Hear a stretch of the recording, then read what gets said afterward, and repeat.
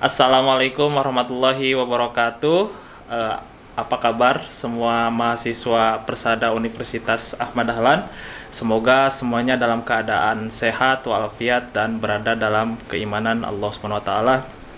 Segala puji bagi Allah yang telah memberikan kesempatan kita untuk menyelenggarakan kuliah perdana Manhaj Tarjih Muhammadiyah ini. Semoga kita semua dapat mengambil ilmu dari apa yang nanti kita bahas.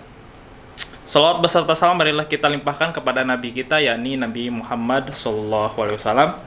Perkenalkan, nama saya Ilham Ibrahim, bisa dipanggil Ilham. Nanti saya akan mengampu mata kuliah Manhaj Tarjih ini. Makanya pertama-tama dalam sesi pertama ini adalah saya ingin mengenalkan kepada mahasiswa-mahasiswi sekalian tentang apa itu Manhaj Tarjih. Tapi sebelum itu, marilah kita mulai dengan pembahasan apa itu Muhammadiyah. Karena lahirnya Majelis Tarjih itu dilatar belakangi oleh lahirnya juga Muhammadiyah. Yang pertama adalah Muhammadiyah, seperti yang sudah kita kenal, dilahirkan atau didirikan oleh Kiai Haji Ahmad Dahlan pada tahun 1912. Nah, pada saat itu sebelum kelahiran Muhammadiyah, itu ada beberapa faktor yang melatar belakangi berdirinya Muhammadiyah. Yang pertama itu mungkin karena adanya tradisionalisme Jawa, atau lebih kenal dengan kejawen atau ajaran-ajaran kejawen dan sebagainya, yang mungkin melahirkan tahayul, kemudian khurafat dan sebagainya. Misalkan angka 13 dianggap sebagai angka keramat, atau jangan melakukan hal-hal tertentu pada misalkan di Jumat Kliwon dan sebagainya.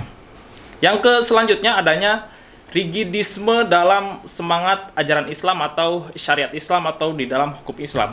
Di mana pada saat itu mutlak hukumnya orang itu harus hukum Islam itu begitu rigid, tidak bisa berjalan dengan zaman dan sebagainya. Faktor yang selanjutnya adalah karena adanya kolonialisme di Indonesia yang dilakukan oleh orang-orang Barat Eropa gitu. Nah, semangat kolonialisme ini, kalau kita membaca bukunya Edward Said di dalam Orientalism, dia mengatakan bahwa kolonialisme itu bukan semata-mata mengambil rempah-rempah dari tanah kita, tetapi juga mengubah struktur kebudayaan. Dalam ini misalkan mengubah cara pandang. Nah, cara pandang kolonial yang masih dirawat hari ini itu adalah misalkan tentang apa itu cantik gitu. Sekarang apa itu cantik itu masih dalam semangat kolonial. Nah, selanjutnya ada juga pembaharuan di Timur Tengah. Jadi Ahmad Dahlan sempat belajar di Mekah. Yang kemudian di Mekah ini Ahmad Dahlan berkenalan dengan pemikir-pemikir atau para pembaharu, misalkan Muhammad Abduh dan lain sebagainya. Dan kemudian Ahmad Dahlan membaca majalah Al-Manar yang ketua redaksinya itu adalah Muhammad Abduh. Nah, oleh karenanya, oleh beberapa peneliti menganggap Muhammadiyah ini sebagai bagian dari gerakan salafisme modern. Tetapi mungkin perlu ada benang merah dulu bahwa salafisme itu hari ini itu identik dengan paham keagamaan yang literal gitu, yang harfiah dan lain sebagainya. Padahal semangat salafisme Abduh itu sebenarnya sebagai respon dari adanya taklid di dunia Islam, sekaligus sebagai respon intelektual terhadap kolonialisme Barat.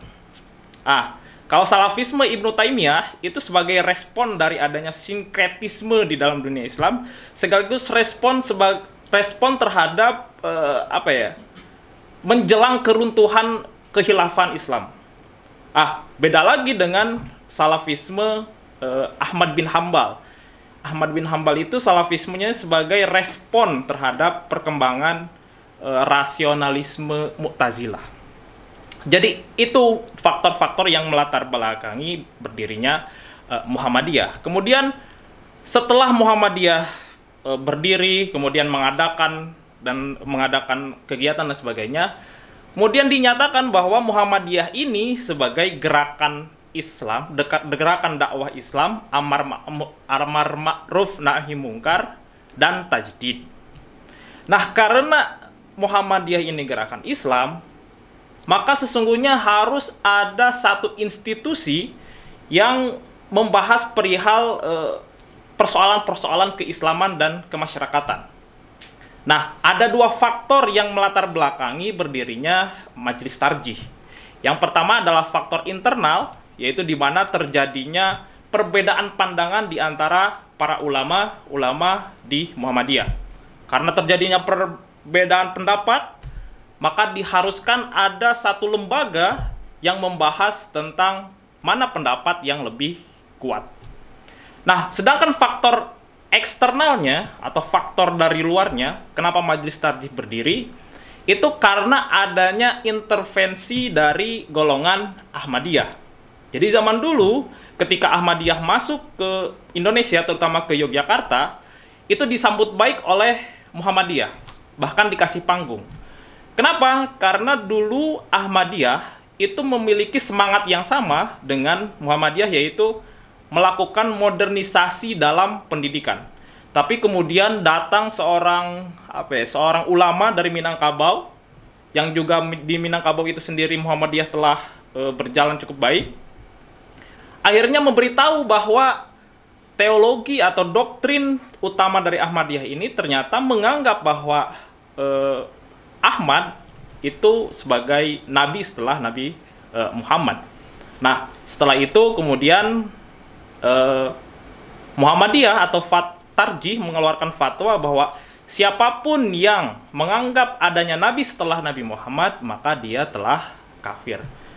Pada saat itu fatwa Tarjih tidak langsung menuding Ahmadiyah sebagai gerakan sesat dan sebagainya, tetapi cukup dengan menyatakan bahwa siapapun yang meyakini bahwa adanya nabi setelah Nabi Muhammad, maka dia telah kafir. Pada akhirnya kemudian Muhammadiyah dan Ahmadiyah itu pisah. Bahkan ada beberapa anggota Muhammadiyah sekaligus anggota Ahmadiyah yang kemudian lebih memilih kepada Muhammadiyah.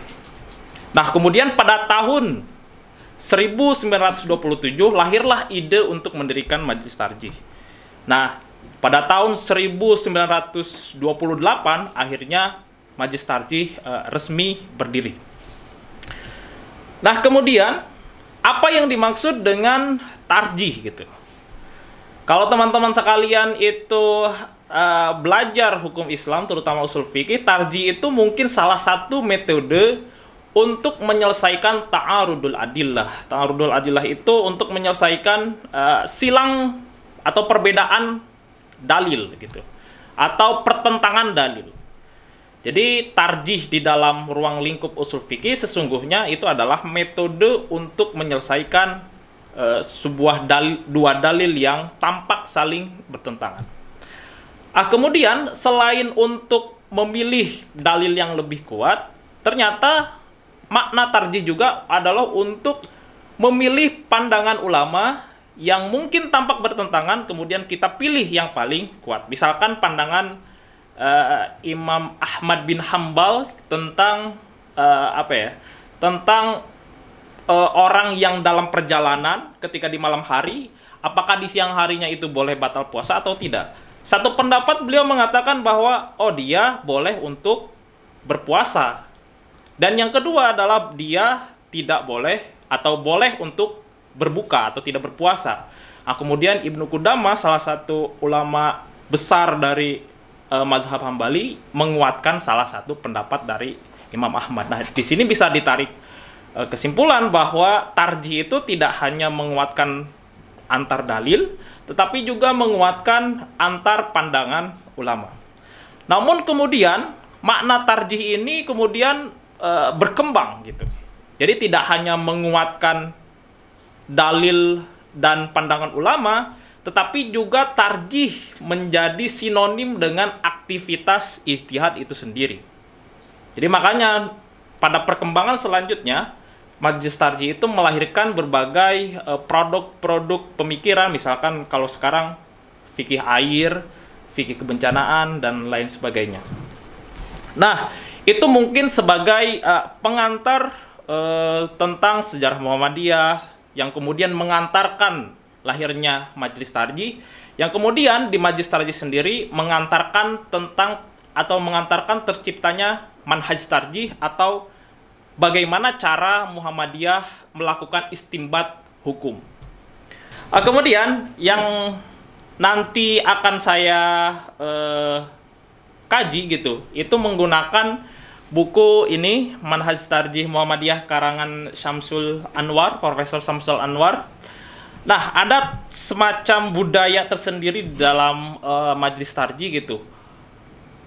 Sebenarnya buku Prof. Syamsul Anwar ini karangan beliau, jadi belum sempat atau belum diformalkan atau belum dibakukan sebagai metode resmi tertulis gitu. Sebab setiap pergantian ketua majelis tarjih itu biasanya memiliki metode atau manhaj tarjih tersendiri. Dengan kata lain, ketika tarjih itu dipimpin oleh Amin Abdullah, itu ada sedikit perbedaan antara manhaj tarjih Amin Abdullah dengan manhaj tarjih Profesor Syamsul Anwar.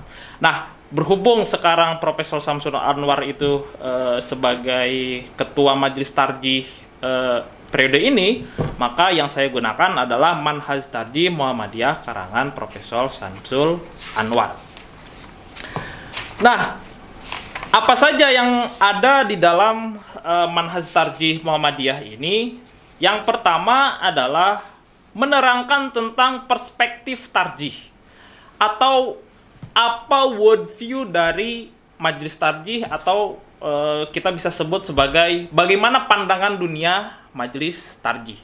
Ini menjadi penting karena menjadi salah satu khas yang nanti itu dihasilkan oleh produk-produk Muhammadiyah. Nah, yang pertama itu adalah paham tentang agama, atau dalam artian bagaimana pandangan majelis tarjih tentang agama.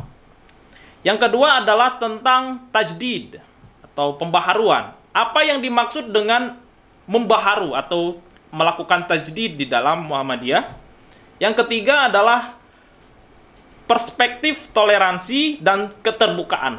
Maksudnya adalah walaupun Muhammadiyah telah mengerahkan seluruh daya upaya untuk menghasilkan sebuah hukum, tapi Muhammadiyah tidak pernah menganggap dirinya sebagai golongan yang paling benar, keputusannya juga yang paling benar, dan sebagainya. Sehingga wawasan keterbukaan dari manhaj tarjih ini terbuka untuk dikoreksi, dikritik, dan sebagainya. Apabila koreksi dan kritikan itu kuat, sumbernya juga jelas, dan sebagainya, maka akan menerima kritikan tersebut. Dan yang kelima, itu adalah Muhammadiyah tidak berafiliasi terhadap mazhab tertentu. Nah, setelah menjelaskan tentang wawasan atau perspektif tarjih, nanti kita juga akan membahas tentang sumber-sumber ajaran agama. Kalau kita lihat di fikih-fikih klasik, misalkan di kitabnya Ar-Risalah karangan Imam Asy-Syafi'i, bahwa sumber agama itu ada 4. Yang pertama adalah Al-Quran, hadis, yang ketiga adalah ijma, dan yang ketiga adalah qiyas. Nah, bagaimana dengan majelis tarjih sendiri? Kalau kita bahas sekilas, bahwa sumber ajaran agama di dalam majelis tarjih itu ada 2. Yang pertama adalah sumber pokok, yaitu Al-Quran dan hadis. Yang kedua adalah sumber yang tertulis di sini itu disebut sumber paratekstual atau sumber instrumental atau sumber metodologis. Jadi misalkan qiyas, ijma, qaul sahabah, istihalah, dan sebagainya. Kemudian setelah itu tentang sumber-sumber ajaran agama, yang selanjutnya adalah tentang pendekatan. Nah, sedikit spoiler, pendekatan yang dilakukan oleh majelis tarjih itu meliputi 3. Yang pertama adalah bayani, yang kedua adalah burhani, dan yang ketiga adalah irfani. Burhani itu artinya mengerahkan akal untuk memperoleh keputusan hukum yang maslahat. Bayani adalah menelaah teks untuk mencapai kemaslahatan. Dan irfani adalah intuisi kita apakah kesepakatan itu sesuai dengan hati nurani. Jadi di sini majelis tarjih tidak memandang sebuah persoalan itu hanya dari satu perspektif, misalkan hanya dari bayani saja atau hanya dari teks Al-Quran dan hadis, tetapi juga menggunakan sumber-sumber lain yang bersumber dari ilmu pengetahuan, bisa itu sains dan teknologi dan sebagainya. Kemudian juga tidak lupa melupakan aspek-aspek intuitif di dalam hati kita. Nah, yang selanjutnya adalah prosedur teknis, yaitu tentang yang pertama asumsi metode. Nanti asumsi metode itu ada dua, metode integratif atau istiqra' maknawi. Yang kedua adalah metode asumsi hierarkis. Kemudian ada juga ragam metode, kemudian ada beberapa kaidah hadis, ada juga kaidah tentang perubahan hukum. Mungkin secara garis besar itu manhaj tarjih yang nanti akan kita bahas, dan saya tegaskan kembali bahwa nanti kita akan membahas manhaj tarjih yang ditulis oleh Profesor Samsul Anwar. Begitu saja mungkin dari saya. Assalamualaikum warahmatullahi wabarakatuh.